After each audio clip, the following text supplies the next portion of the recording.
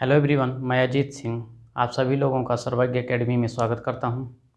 तो चलिए आज हम जियोग्राफी के कुछ ऐसे डिफरेंस जानते हैं जो कि वास्तव में हमें पता नहीं होता, लेकिन हम उसे यूज कर लेते हैं।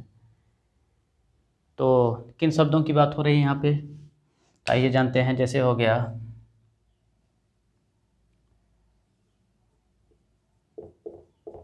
महासागर, सागर, बे,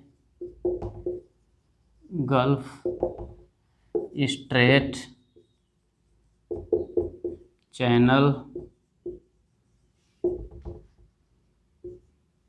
एयर, विंड, स्टॉर्म। इन्हीं सब शब्दों के बारे में हम थोड़ा सा कॉमन डिफरेंस जानते हैं कि वास्तव में ये दूसरे से अलग कैसे हैं।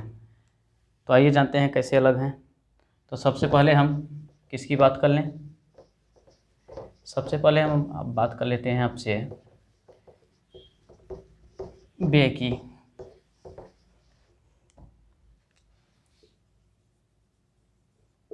बे क्या है? बे यह समुद्र का चौड़ा मुख होता है, लेकिन अंदर आते ही जैसे ही स्थली भाग में घुसेगा, घुसते घुसते वो संकीर्ण हो जाता है। यह गल्फ से आकार में बड़ा होता है। जैसे मान लीजिए यह कोई महाद्वीप है या फिर कोई देश है और इधर इसके चारों ओर पानी है, ठीक। ये यहाँ तक ऐसे,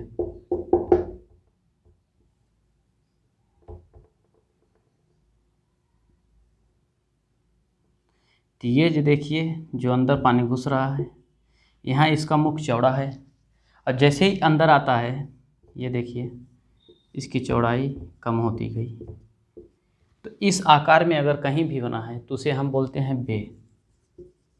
बे बोलते हैं। लेकिन आपको एक चीज़ और ध्यान देना होगा कि जो बे ऑफ बंगाल है, बे ऑफ बंगाल है, वो एक्सेप्शन है। यहाँ पे वो इस तरह का शेप नहीं रखता, तो केवल वही एक एक्सेप्शन है, उस चीज़ को आप ध्यान दीजिएगा। इसके बाद आइए हम चर्चा करते हैं गल्फ की।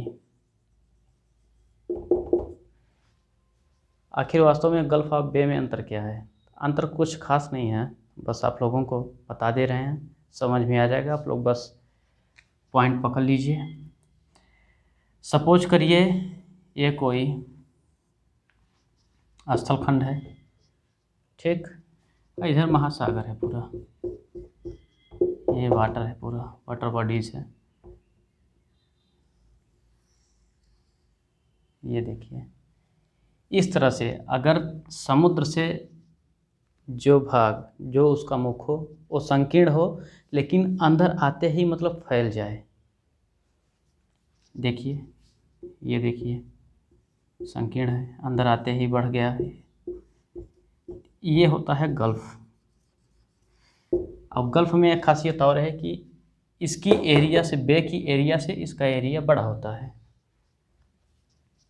इसको आप लोग ध्यान दीजिएगा। गल्फ में कई एग्जाम्पल हो जाएंगे, जैसे गल्फ ऑफ मन्नार है, गल्फ ऑफ मैक्सिको है, इसी तरह से वो सब गल्फ के एग्जाम्पल हैं। आइए फिर नेक्स्ट देखते हैं क्या, स्ट्रेट। स्ट्रेट क्या है? और उसी के साथ है चैनल। स्ट्रेट और चैनल में क्या अंतर है? तो स्ट्रेट के बारे में हम जानते हैं, यह संकीर्ण जलीय मार्ग होता है जो दो बड़े जलभागों को जोड़ता है। जैसे यह कोई महासागर हो गया, यह भी कोई महासागर है, इस तरह से यह कोई अगल जल डमरू मध्य, इसको हिंदी में जल डमरू मध्य बोलते हैं। अगर संकीर्ण है मतलब उसकी एरिया कम हो लेकिन ज्वाइन करता हो दोनों को, दो बड़े जल के भूभागों जो दो बड़े जल के भूभागों को जोड़ता हो उसे हम बोलते हैं स्ट्रेट। ये स्ट्रेट हो जाएगा। इसी के साथ ही इसको हम हिंदी में जल डमरू मध्य भी बोलते हैं। इसके साथ आइए एक कॉमन डिफरेंस हम चैनल में क्या होता है। चैनल क्या है कि ये स्ट्रेट से चौड़ा होता है। इससे जो एरिया आप लोग स्ट्रेट का देख रहे थे एकदम संकीर्ण था, चैनल का वो बड़ा होता है और गहरा भी होता है, और ये भी दो बड़े जल भागों को जोड़ता है आपस में।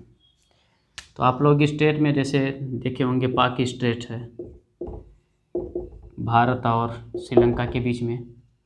इसी तरह से आइए चैनल को जानते हैं। चैनल में क्या होता है, मान लीजिए कई ये भूभाग है, ठीक, ये भी कोई जल का भूभाग है, तो इसको इस तरह से जोड़ेगा, इस तरह से जोड़ा, तो ये देखिए काफ़ी चौड़ा भी है और ये इसकी गहराई भी खूब रहती है। चैनल और स्ट्रेट में यही अंतर है कि चैनल जो होता है ये जो एरिया ज्वाइन करेगा दोनों को आपस में, इसका एरिया चौड़ाई भी ज़्यादा रहेगा प्लस गहराई भी ज़्यादा रहेगा। स्ट्रेट में क्या है कि संकीर्ण रहता है। इसके साथ ही जैसे आप लोग चैनल के एग्जांपल में देखे होंगे, इंग्लिश चैनल है। इंग्लिश चैनल आप लोग देखें फ्रांस के जस्ट ऊपर है, मैप में देखिएगा। जो इंग्लिश चैनल है वो उसी चैनल का एग्जांपल है। चैनल मतलब यही होता है, पहले हम लोगों को नहीं पता था। बचपन में क्या होता है कि भाई चैनल, भारत की पहली महिला चैनल इंग्लिश चैनल पार करने वाली ये बनी वो बनी, तो चैनल लोग समझते नहीं थे कि भाई चैनल क्या है, चैनल कैसे पार कर जाते हैं सब। तो जाके अब समझ में आया कि चैनल ये वास्तव में ये होता है। इसके बाद आइए हम थोड़ा सा और बता देते हैं इसके बारे में। अच्छा, आपको लैगून बताते हैं क्या है लैगून। ये भी आप लोग वर्ड सुने होंगे, काफ़ी जियोग्राफी में यूज होता है पढ़ते पढ़ते कि लैगून क्या होता है। तो लैगून क्या है कि ये स्ट्रेट से चौड़ा होता है। सॉरी, अच्छा लैगून की बात हो रही है। हाँ, लैगून में क्या है कि ये समुद्र का छिछला भाग होता है जो किसी उच्च भूमि से समुद्र से अलग हुआ हो। जैसे सपोज करिए कि ये कोई महाद्वीप है या देश है, इधर पूरा जल है, वाटर है, ठीक है, सागर महासागर है, यहाँ पे इस तरह से कुछ बना ले, ये तो इस समुद्र से थोड़ा सा ऊंचे भाग पे हो गया, और यहाँ का जो पानी होगा वो एकदम ऊपरी सतह पे होगा, मतलब छिछला होगा। ये नहीं कि बहुत ज़्यादा गहराई है, छिछला मतलब होता है कि नॉर्मल गहराई, तो उसी को हम छिछला बोलते हैं। इस तरह से अगर अलग हुआ है इसे हम बोलते हैं लैगून। इसके साथ ही आइए थोड़ा सा डिफरेंस जान लेते हैं। सागर महासागर में या महासागर या समुद्र में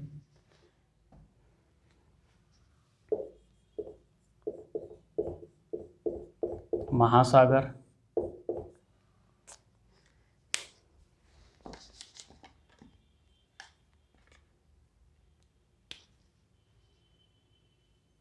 सही है ये।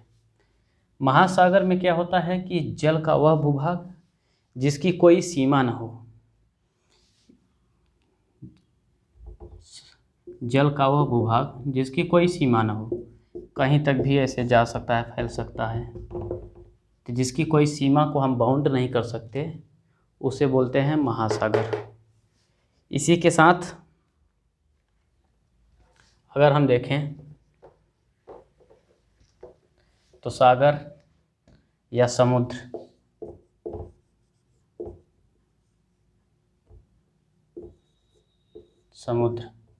समुद्र में क्या होता है कि तीन तरफ पानी से घिरा हो और एक तरफ पूरा महासागर से जुड़ा हो, उसे हम समुद्र बोलते हैं। जैसे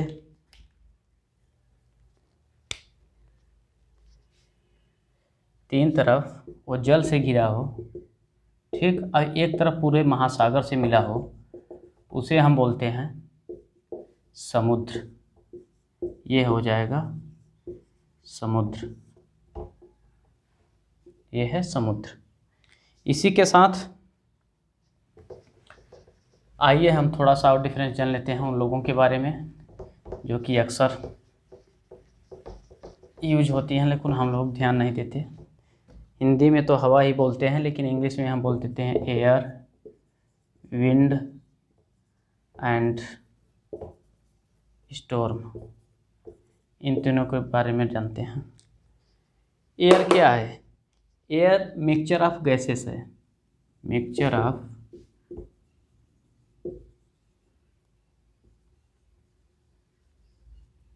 एयर जो है मिक्सचर ऑफ गैसेस है। जैसे सपोज करिए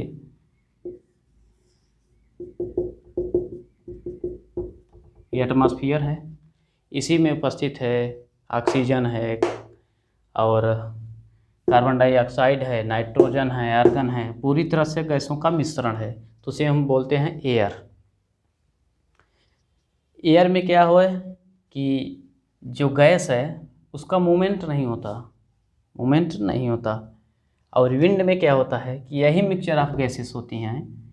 इन्हीं अगर मिक्सचर ऑफ गैसों में अगर जब मूवमेंट हो जाए,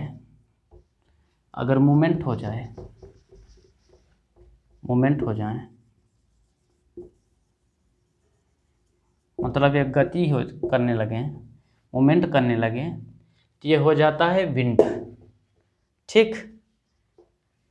उसके साथ अगर हम देखें तो मिक्सचर ऑफ गैसेस के साथ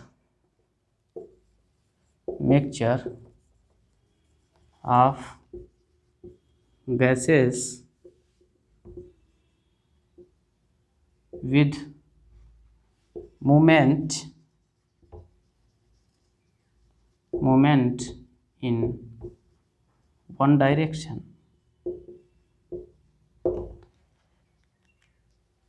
अगर कोई भी डिफरेंस पूछेगा तो आप लोग बता ले जाएंगे कि एयर, विंड और स्टॉर्म में क्या अंतर है। स्टॉर्म में क्या है कि वही मिक्सचर ऑफ गैसेस होती हैं लेकिन मूवमेंट करने लगती हैं। मिक्सचर ऑफ गैसेस हो जाएगा एयर, अगर मूवमेंट करने लगी तो विंड, और अगर एक डायरेक्शन में, किसी पर्टिकुलर डायरेक्शन में वो बहने लगी तो हो जाता है स्टॉर्म। तभी ना आंधी आंधी आती है तो इधर से उड़ा के इधर ले जाती है, जिधर से आती है उसके जस्ट अपोजिट उड़ा के ले जाती है, उसी दिशा में अपने। तो ये तीनों में अंतर हो गया। आप लोगों को जैसा है कि पता हो गया होगा।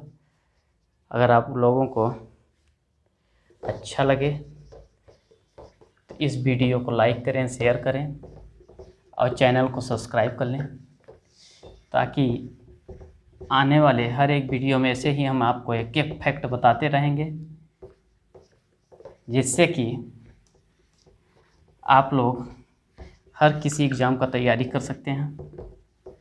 कहीं भी किसी भी एग्ज़ाम में कोई दिक्कत नहीं होगी। तो आज इस क्लास को यहीं पे एंड करते हैं, फिर बाकी हम अगली क्लास लेके आते हैं आप लोगों को। So thank you.